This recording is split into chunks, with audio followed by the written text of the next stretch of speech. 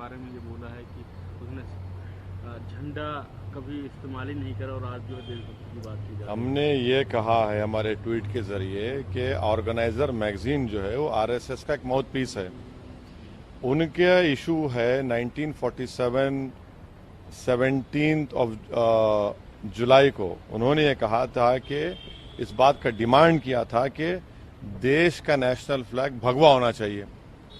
जब आरएसएस का माउथपीस ये कह रहा है और देश के प्रधानमंत्री कहते हैं कि आरएसएस उनका फाउंडेशन है, उनको उनसे इंस्पिरेशन मिला, प्रधानमंत्री को बताना चाहिए। और एक बात, वही ऑर्गेनाइजर मैगजीन ने 14 अगस्त 1947 को अपने मैगजीन में ऑर्गेनाइजर ने लिखा कि जो 3 रंग है हमारे नेशनल फ्लैग में, उन्होंने कहा कि ईवल है वो।